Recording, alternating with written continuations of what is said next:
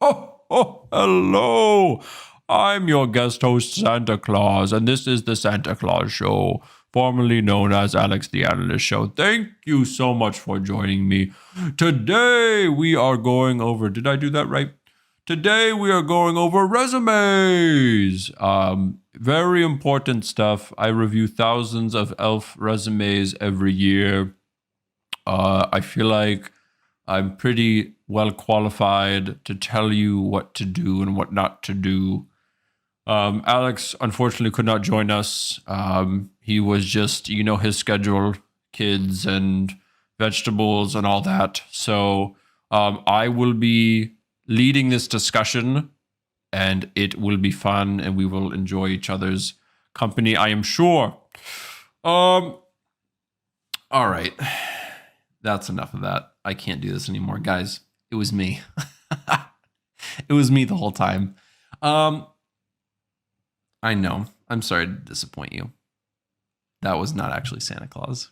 That was me in a Santa Claus suit. I'm going to take this off really quick because honestly, it's really hard. It's really hot. And so to not scar you for life, I'm going to step off screen for just a second. I'm going to take it off and then I'll be right back. And then we'll, I guess, actually start. So give me just 1 second. I'm literally like right here. I just don't, ow. It's kind of a process. All right. Ooh. Let's get this bad boy on. How do we put this on? There we go. How's that look? Nice. All right. We're cooking. We're cooking with fire now. I can finally see again. Santa was an inspiration. Due to COVID, we every year in the past have taken our kids to the Santa at the mall to get their picture with Santa. And he obviously is not as easily accessible these days. And so I decided to dress up as Santa Claus. And we had a blast. It was super fun. Got some super cute pictures. I probably am not going to share those, but got some really, really fun photos. And I have the whole getup, which I'm just not dedicated enough to put that thing on again. It was a bit much. But gotta do it for the kids. So anyways, but we actually really will be going over resumes. Santa knows nothing about resumes, so I'm glad to be back so that my audience can get something out of this video. Let me pull up my notes really quick because for whatever reason I got off of them. So we're going to be going over a data analyst resume, everything from the top to the bottom. Here's some of the things that we're going to be covering. Tips for each section on your resume, things not to do, the glance factor, as I am claiming. I haven't, maybe that's a thing, but I'm trademarking it. Don't sue me, please. Tips for college graduates, tips for people switching careers, and why your resume is super important.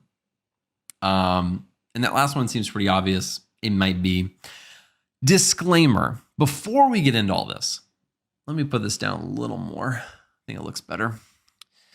Disclaimer, before we get into all this, I'm going to read this because I wrote this and I want to read this verbatim as to not mess anything up or leave any confusion.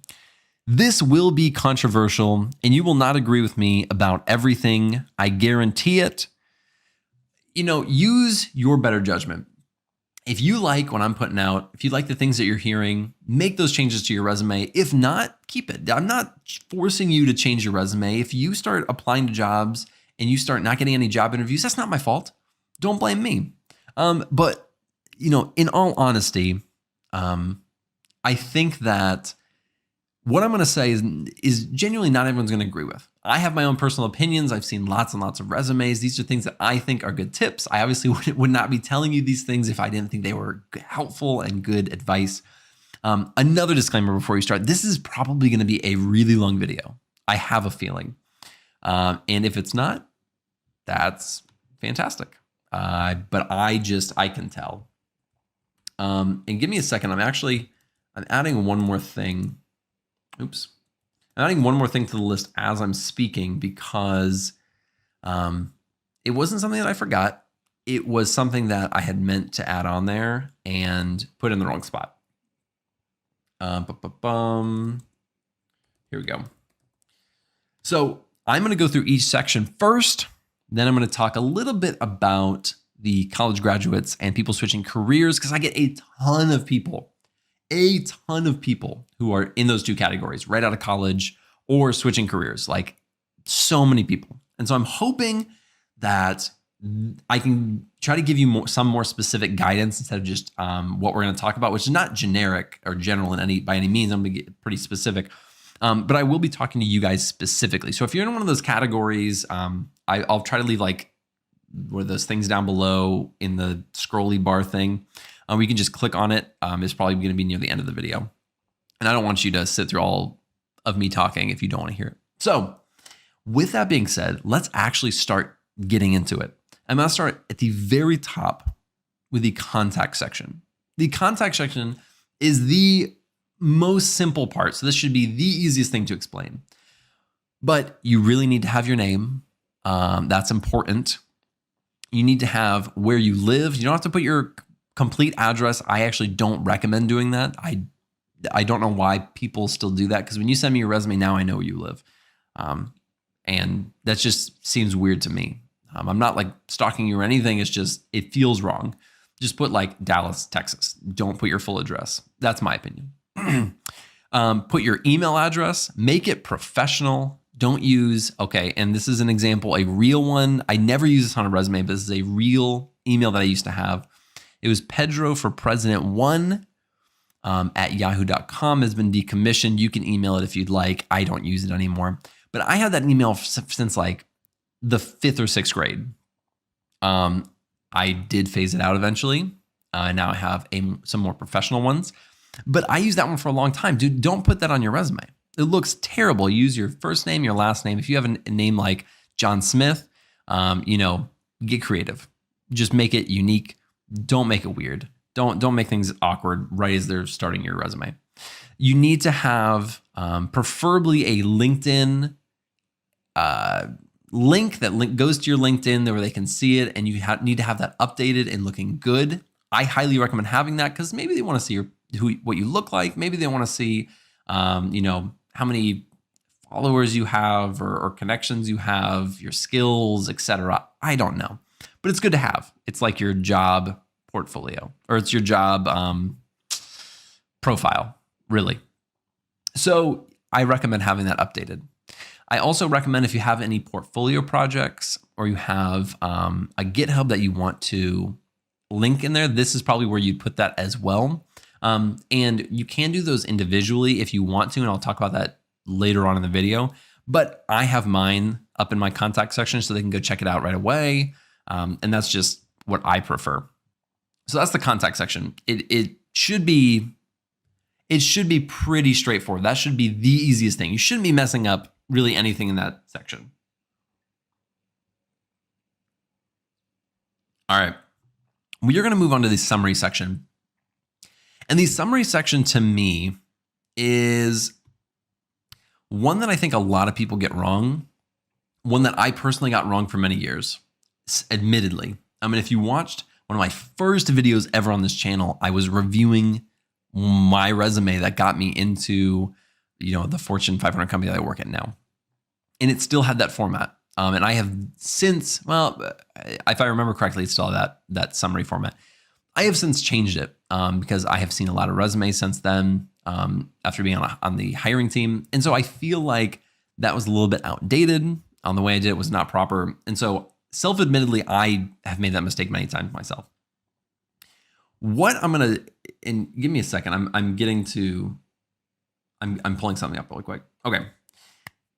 Something that I like to think about when writing a summary section is not a highlight of where you've been and all the skills you know. I worked at this place, I worked at that place, here are my skills, yada, yada. And a lot of people have like 4, 5, 6 sentences in there, and that is just not what you want. Again, throughout this video, I may try to pull up some like example in this area right beneath my head. If I don't, I got lazy. Very possible that you're not seeing anything on your screen, but you get a good imagination.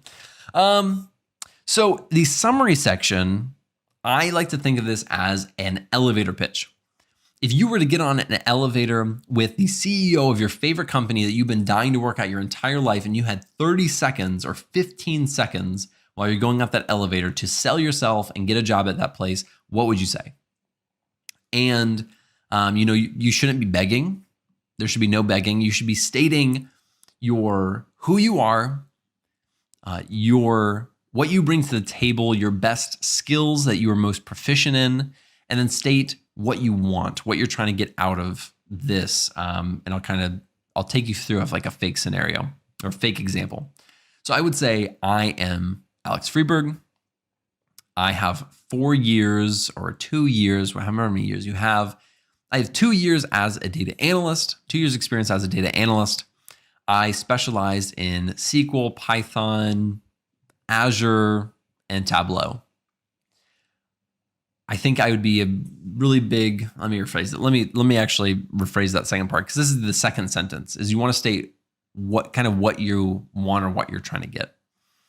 Seeking a position at your company as an entry-level data analyst or a mid-level data analyst, to yada, yada, yada.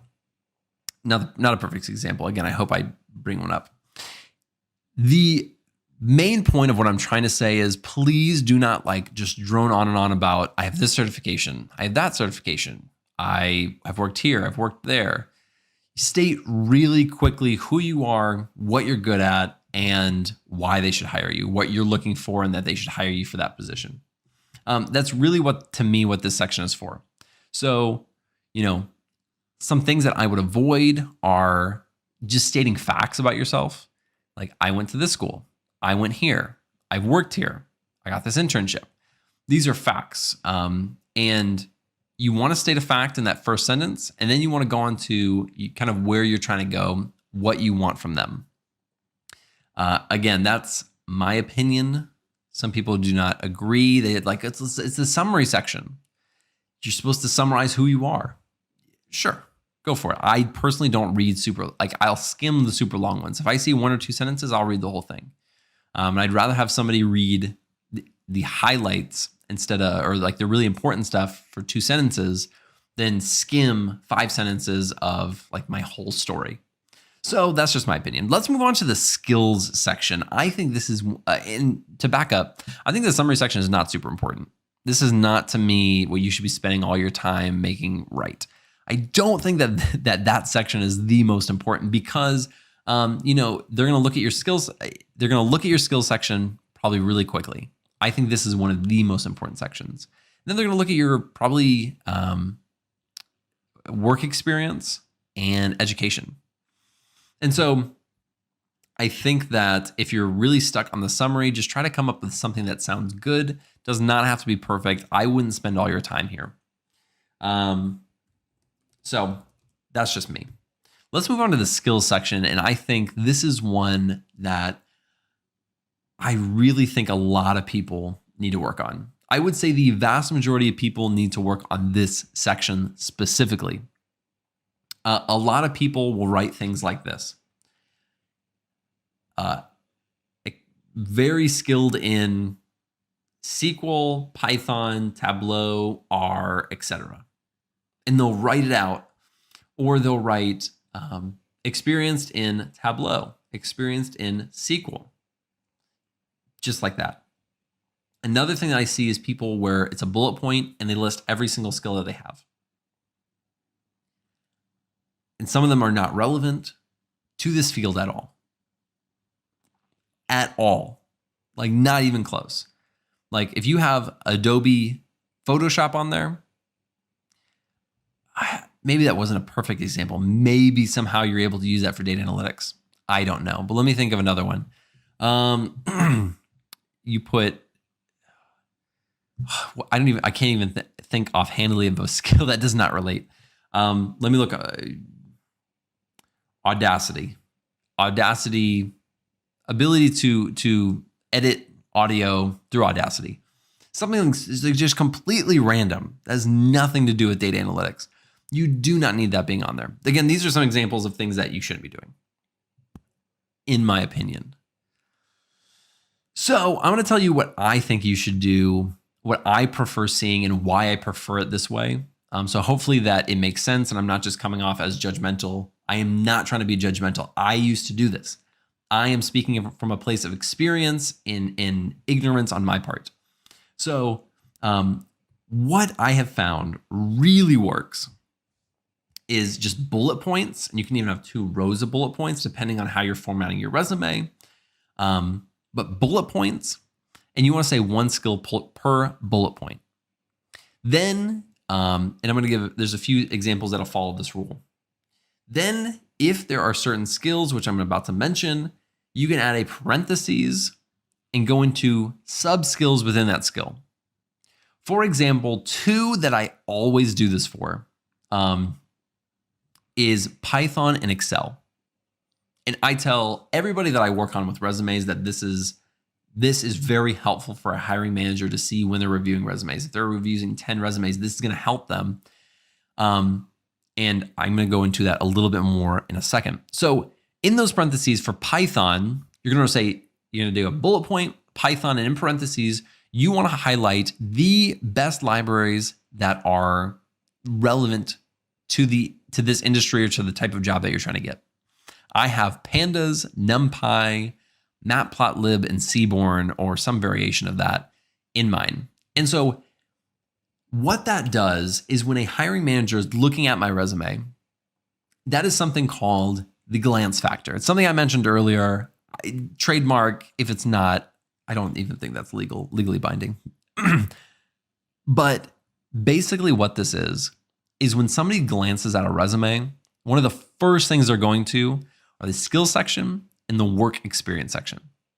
So when they're going to that skills section, at a minimum, they're looking for a certain specific skills, right? Maybe they're just looking for SQL and Excel. Maybe that's it.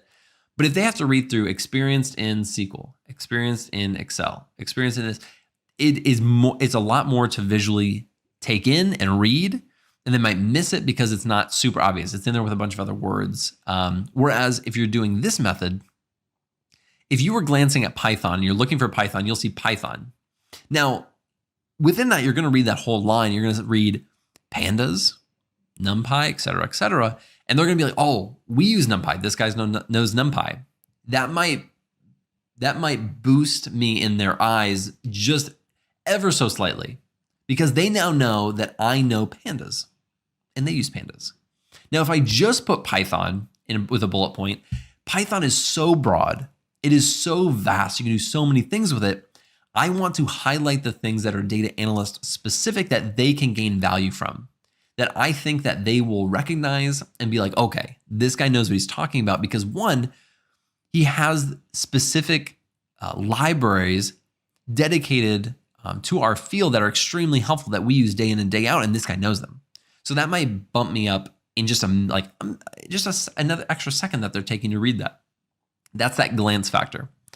And so I highly recommend doing that for Python. Another one is Excel. So in Excel, you can do things like Microsoft Excel, and then in parentheses, you can do pivot tables, you can do charts, you can say conditional formatting, you can say VLOOKUP. There are a lot of ones that you can write. Those are some just off the top of my head that I have on my resume. I think that this is the exact same thing. If a company really is heavily reliant on Excel, which a lot of companies are, and they know that you know how to use conditional formatting or pivot tables or all these other skills, again, it just might be a little bit of a boost on your resume right off the bat, right as they're just glancing at it. And not everybody glances at it. Some people read through the entire resume. I have been guilty of kind of skimming resumes because once I start not seeing things that I'm looking for, like I'm not in the skills section, I'm not seeing SQL. In the skills section, I'm not seeing Tableau or Python, whatever that skill is. Once I start not seeing it, then I start going into skim mode. I'm like, oh, this person probably doesn't have what I'm looking for. Then I just skim the rest. Whereas if I start seeing things that I really like, if I start seeing Python, Pandas, NumPy, et cetera, I'm like, oh, these are skills that I'm really looking for. Let me read this a little bit more in depth to see how they've used it in their job, which we'll get to in a little bit. That is my biggest advice in the skills section. My absolute biggest advice in the skills section. So, if you want to keep it how you have it and you don't have it this way, that's fine. It doesn't hurt me.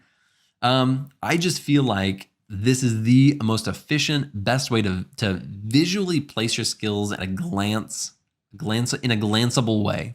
Not a word, but in a glanceable way. Let's move on to arguably, if not the most important or the second important behind skills, which is the experience section. I have seen some really bad experience sections. And there's no one in particular that I'm thinking of. I know you're thinking of someone specific from an earlier video or, one where I was reviewing resumes. I have no one in particular. I'm just in general, I have seen a lot of bad resumes and a lot of bad experience sections. Here's the advice I'm going to give you. And again, take it or leave it. I mean, I'm giving you gold here, but you can toss it in the trash if you want to. That's not going to hurt my feelings. The experience section should not be 10 bullet points. It should not be 8 bullet points. I think at a max, the max should be 5. I think a sweet spot is 4. It's just one of those things where after about 4 or 5, it's like, how much more can you fit in there? How many more important things can you highlight in a job? So I think the sweet spot is 4. I would not go above 5. I have seen ones where they have had like 15 per job and they had like 5 jobs listed on there. And so it was like 8 pages long, an 8-page resume. And I was just like, look, this was early on when I had time to like review people's resumes. And I was like, dude, this is just, I don't know where to start. I was like, you have got to trim back these job descriptions. I was like, this is taking forever to just even skim through. It took a long time. And so, take that as a good example of why you don't want to do too many. It lengthens your resume. It's a lot to read. It's a lot of free text, right? So it's a lot of sentences or somewhat sentences, and it's a lot to read. And so for a hiring manager to read through 6, 7, 8 of those, and if they're all long, it's not very realistic unless they're super interested from other areas of your resume. So I like to keep it short and sweet, highlight the most important things. So how a good job description would look to me is you have the job title, you're gonna have the company, the date ranges from when you worked there. It doesn't have to be specific. You can even do just like January of 2019 to January of 2020. As simple as that, or January 2019 to current. Like keep that part really simple. Then I like bullet points. That's just me. So in bullet points, a really good way, and you'll hear this a ton when writing this, and there are so many good resources to learn how to write them. I will include some links in the description on good tips, for resumes. I will include that in the description. So if you're curious about some examples or some places you can go as resources, I will include those down below.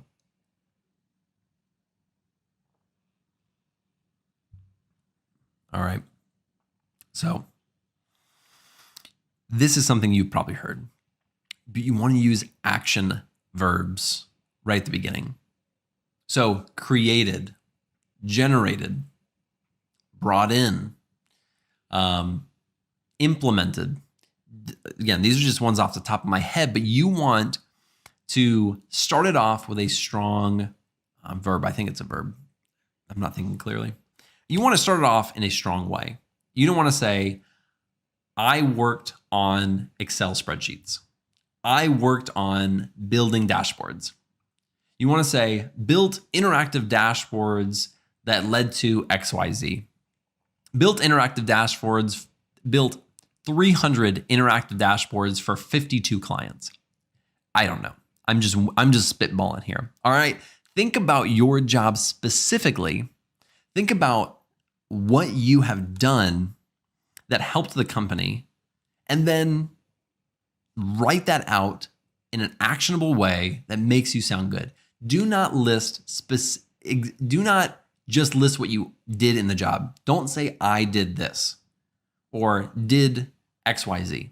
that you should be listing the impact that you had on the company intermingled with what you actually did at the company. I also think it is really good to try to use some type of quantitative information in those job descriptions. So if you can use something numerical, like I created 300 dashboards, I led to this amount of revenue increase. That doesn't happen often, especially for data analysts, but it happened for me in a previous job where I was very client focused, where I led to a client purchasing a product that led to revenue being brought in. That to me, it just stands out and it makes you look good. And just try to think of something that an impact that you had, whether it was reduced time, like I created this automated process that used to take 10 hours in a week or something, and now it only takes 3 hours because, of this. So that is my biggest advice is try to write it correctly and use the proper verbiage right at the beginning and try to use something quantitative. And so the quantitative part will push and say, hey, here's what I did and here's the impact, instead of just saying, here's what I did. You're not listing your responsibilities, you're listing the impact that you had during that job. And that to me is the most important thing when you're searching for a job. They want people who are problem solvers. They want people who are go-getters. They don't want to hire people who just, on their resume at least, because that's all you have to display who you are. On a resume, they don't just want someone who I did this. They want someone who actionably worked on this and this outcome came out of it. Again, it may not be possible for every single job description, but try your best. That's my biggest advice for that section. Let's move on to the education section. Education section should be up there with the easeability of the contact section. Education should really just be, again, if you went to college, it should be your college, your degree, and when you graduated. And you don't even have to put when you graduated. You can just put your degree. That should be super simple. If you have multiple degrees, even better, just put them right underneath. You do not have to add all of your coursework if you do not want to. I'll talk about that a little bit more later with the college grads. You can. There's nothing wrong with it at all, but you don't have to. So if maybe you want to add a little bit more information because your resume is lacking a little bit, you can add coursework. You can say, here are the types of things that we covered in at my college or when I was getting this degree. And that may look really nice and be beneficial. And so if it does, and if you think that looks good, by all means add it. I have nothing against it. Moving on to achievements and certifications. Please, for the love of all that is good in this world, keep it data analyst or leadership or communication specific. Something that will at least look good for you. You do not need to put that you were the 2013 Bass Pro from Arkansas championship winners. That's a fantastic achievement, but it means absolutely nothing. Like, please make it relevant. And I have seen that personally, and it was weird. It was just weird. And nothing else to say on that. If you haven't already seen my certifications, Alex Analyst Show episode where I talk all about certifications, I have a few different thoughts on certifications on a resume. So if you're getting certifications or certificates from like Udemy, Coursera, or any of those course websites, I don't really recommend it being on your resume. Although if you are just starting out and you are, entry level, just out of college, it doesn't hurt. It doesn't really make you look bad. It doesn't look great though when you're like 4 or 5 years into your career and you have a Udemy one on there. Udemy is a fantastic platform to learn, but their certificates don't hold a lot of weight. That's the only reason I wouldn't add it on your resume. Go put it on LinkedIn. Show people that you're actively working, that you're, continuously learning and building your skill sets. That's what LinkedIn is for. To me, is not for this. Achievements, if you won any awards, if you were top of your class, if you're coming out of college, you were top of your class, If you were a data analyst, board of directors for your club in school. Again, this is, I guess, new grad kind of thing, but those are the kind of achievements or relevant things. Just make sure it's relevant. Ask your question, is this relevant? If it's not, please remove it. It does not need to be on there. Unless, and I'll make one caveat to that, unless it's like super interesting and you'll be like a conversation piece in a resume. So if you're like, you came in first in the Boston Marathon, maybe you'll add that to achievements because that's just super cool. You can kind of tweak that and make it sound really good in a resume, or really good in an interview. That's my thoughts. That is the main ones. Now there's another one that you can add, and this one I'm hesitant for some people to say add this, but you can add a projects section. Now, a project section is going to be kind of in lieu of, or maybe in addition to adding your portfolio or your personal GitHub where you have all of your code and projects stored on. You can, if you want to, put it on your resume. Now, I have some thoughts on this, and this is not for everybody.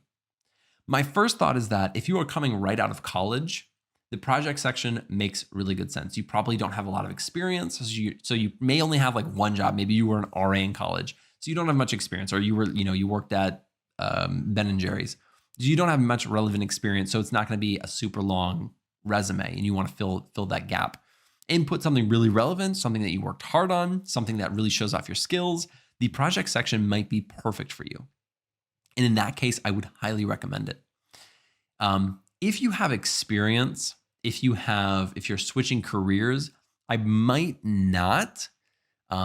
If your job is, let's say, and I'm going to use healthcare again. I know, I'm sorry, I keep using healthcare. If you're in healthcare, you were a nurse, you have lots of nursing experience, add your just maybe last 2 jobs, or maybe even your last job, and you'll fill that out. You probably won't need a project section as long as you can either link your portfolio project, or you have lots of things in your skill section or your experience section or your education section if you were a nurse for a while. You probably won't need a project section, but it doesn't hurt. If you add it, it still won't be a bad idea. It's just typically for people who are switching careers, they have longer resumes. That's typically how it goes. And you're trying to like trim down your resume to get it to even fit. So, just be aware of that and be thinking about that. Real quick, just doing a time check. All right. This is going to be a long one. That's no problem though. We still got things to talk about. So some of my tips for college grads. If you are right out of college, either bachelor's or master's, doesn't matter. I think in the, in that skill section, you don't have, and this might genuinely be controversial, which is, I don't think you need to know that skill perfectly or even super well to put it on your resume. Because if you were just starting out and you're right out of college, they should not be expecting you to be proficient in SQL, Tableau, by all these skills. They should not be expecting that. And that's, you're right out of school. You learn the basics, you learn the concepts, you maybe work on some projects that you don't have any work experience, so they shouldn't be expecting the most from you. So if you know SQL well enough to do joins and unions and maybe subqueries and CTEs and stuff like that, put it on your resume. Same for all these other skills, because you want to show them that you have knowledge in that area. You're not showing them that you are going to come in and like redo all of their automation processes. Python, that's not what you're promising, right? You're an entry level. So for college grads or new graduates, I recommend doing that. Another thing for college graduates is, again, in your education section, if you took a degree that is very relevant, computer science, something in analytics, something like that, your coursework may be very relevant. And so if you want to show that you're studying databases and algorithms, you can put that course on there in some way, shape, or form, or those courses on there, on your resume, and it might look really nice. And so if you took something really relevant, you might want to put that on there. It could be a very good thing to do. Another good thing for college graduates specifically is certifications.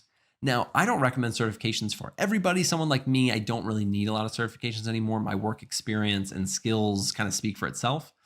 But when you're right out of college, you kind of have to artificially prove that you know what you, maybe not artificially, but you need to prove that you know what you're doing without having any experience. And certifications can be a way to do that. And so again, if you watch my certification episode, I talk a lot more in depth about which ones I like, which ones I think are good ideas, when you should get them, when you shouldn't. For new college graduates, I think certifications are a smart thing to do. And that's totally a personal thing that I think, because, some people think that certifications are for everybody. I do not.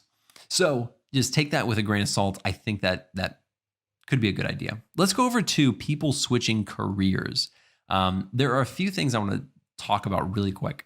If you are switching careers from something completely unrelated, and there's no one in particular that I'm thinking of, I'm just going to say a job, although I have talked to a lot of people with this job. Teachers.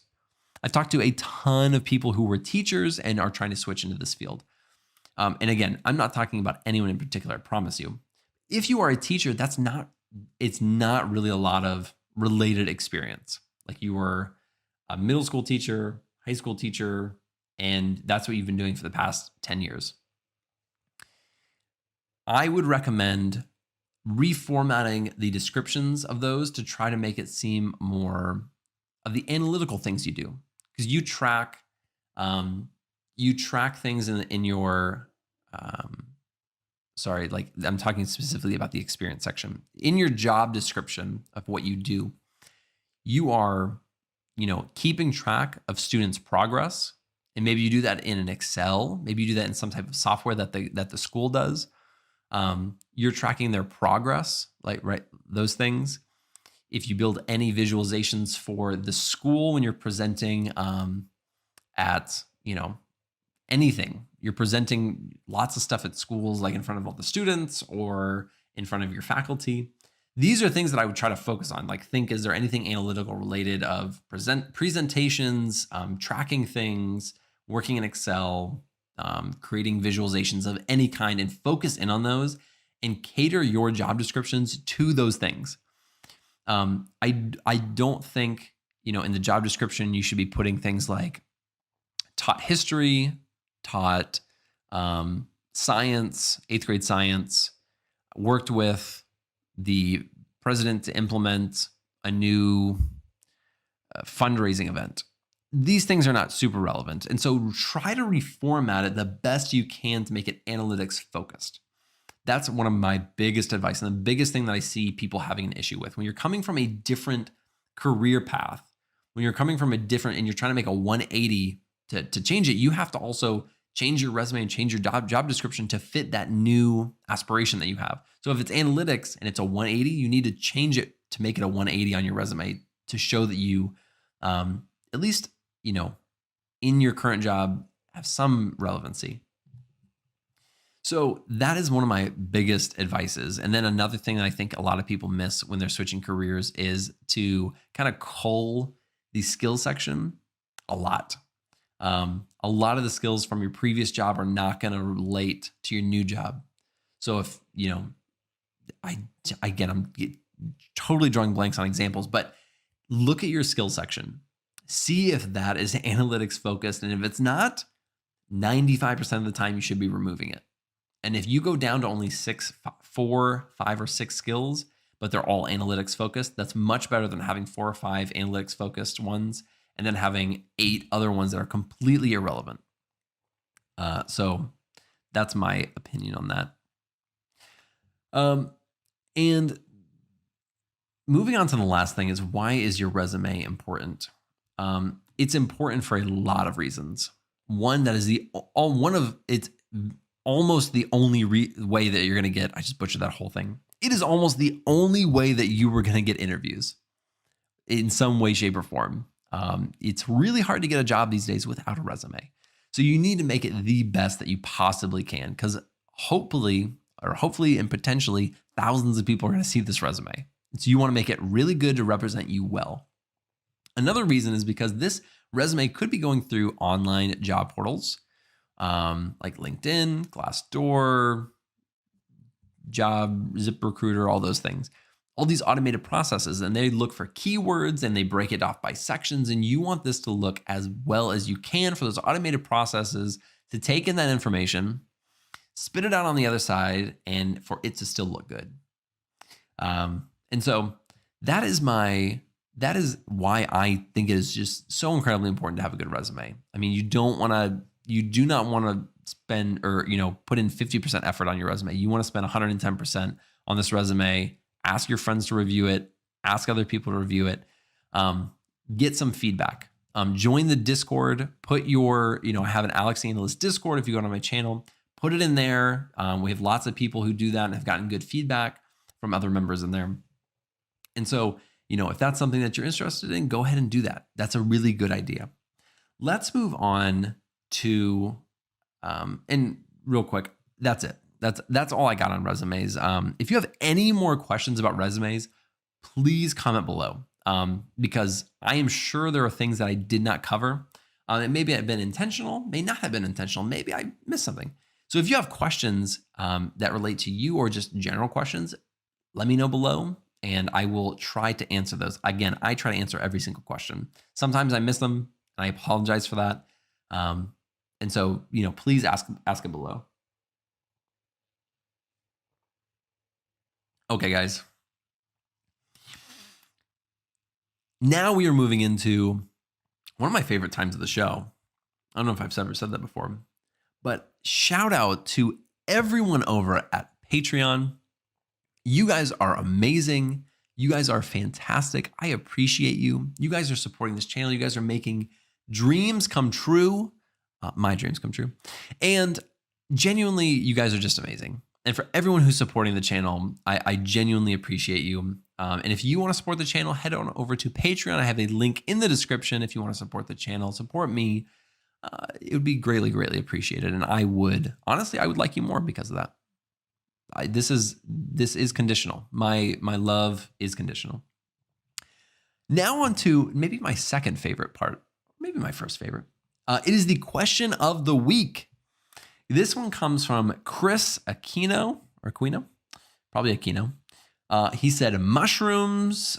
This is relating to one of the keywords for a previous video where I was talking about everything salary related. And he said, that's what this video is from, or that's where this question is from on that video. He said, do you recommend asking about 401k bonuses, health insurance, etc. during your job interview or when you get the job offer? Super good question. And that's something that I remember I said, you should be asking these questions. You need to ask these questions before you accept a job. What does the health insurance look like? Because I have had some really expensive health insurance plans and it is not good. And you want to avoid that. And the easiest way to avoid that is simply asking, what is your health? Can you send me an outline of your health insurance and their costs? Super easy. I've done it. And I did it with the job I'm at now. So there are a few things where I would ask it in the interview and things that I would ask after the interview, either through email or through phone call if you're going to accept a job offer or however you want to do that. Ones that I think that you should ask after are things like bonuses and health insurance. I personally would not be asking about bonuses in the interview. Or right after the interview. I wouldn't be like, hey, what you have a bonus? You may ask that in a roundabout way, in a more strategic way of saying, can you explain to me a little bit more about the total compensation for this position? And that's at the end of the interview, and I would say that may be more geared toward at the job offer. It just depends. You kind of got to feel it out. But if they've offered you the job, these things should be coming up naturally, right? They may say, your salary is $70,000, and then you can say, could you tell me a little bit more about the total compensation package that you guys offer? And so the $70,000 may turn into like a $90,000 total compensation after bonuses, 401k matching. Maybe they have a really good health insurance plan. They do ESPP, all these things. those are things to ask. So I would ask about the money later, probably in the job offer. Health insurance, you can ask it in either one. And you can maybe even just bring it up at the end. And you say, at the end of an interview, they're like, do you have any questions? You're like, no, I don't have any. You don't say no. You said, yes, I do have some questions. I'd love to know more about, the perks and benefits of working at your company, specifically, the amenities, or, do you guys have coffee rooms, ping pong tables, health insurance? Keep it professional. Don't ask about the ping pong tables in an interview. It's just, I'm trying to give some examples. So, some things you're going to ask, some things you won't ask. Definitely feel the room. Depends on how far that second interview gets. Some get pretty far, or some leave it really like open-ended where we're like, yeah, we'll give you a call. We're not really sure. So feel the room. I think a lot of that stuff is going to be asked afterwards if they offer you the job, just as a rule of thumb. But again, I think you can ask these things in a strategic way at the end of an interview. So I lied earlier. This is my favorite part of the show. And I truly mean that. It makes me smile every single time. You make me smile. I'm not going to sing, but there's a wonderful song about smiling. I sing it all the time at home. For those of you who don't know, and for those of you who have stuck around, you're going to get to know a little bit more about me today. I sing all the time, and it drives my wife nuts. Well, it used to drive my wife nuts. I believe, and we just had this conversation not too long ago because we've been around each other 24/7. She says I sing like 2 hours a day, like just throughout my day, or even more. That is a lot. And I'm starting to notice it more and more. I sing all the time. I'm humming, I'm singing to my kids, just all the time. And so I don't think I'm going to be doing that on the show anytime soon, but just a little tidbit of information for you for sticking around all this way. My favorite part of the entire show is the keyword of the week, to show that you invested your time to make your career better, to make your resume better, to land jobs, and you are dedicated and committed to doing that more than everybody else. Everybody else left, but it's just you now. And you are the ones whose resumes are going to stand out above everyone else's, who's going to get those interviews. Not guaranteed, but I'm pretty sure. The vegetable of the week. That's right, we are keeping it vegetable-based this week, is spinach. And the inspiration behind this one was I was watching Popeye not too long ago, actually.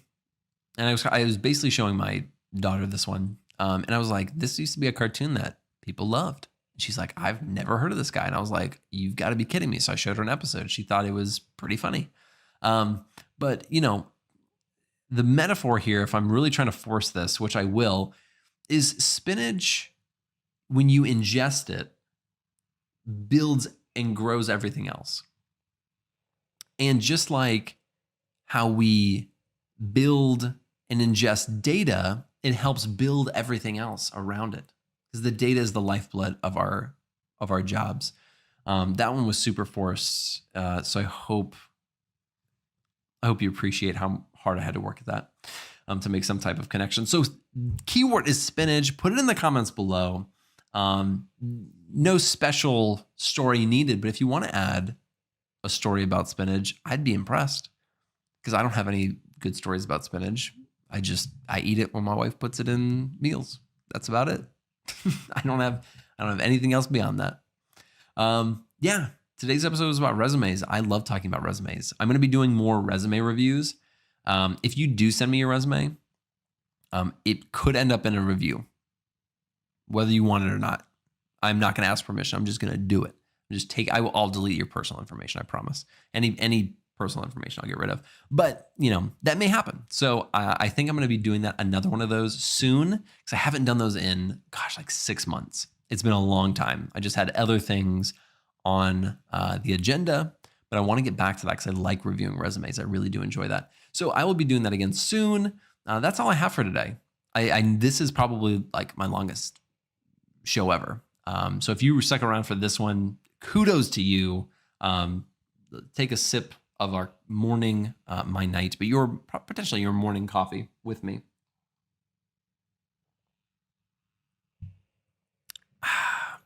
That one's for you.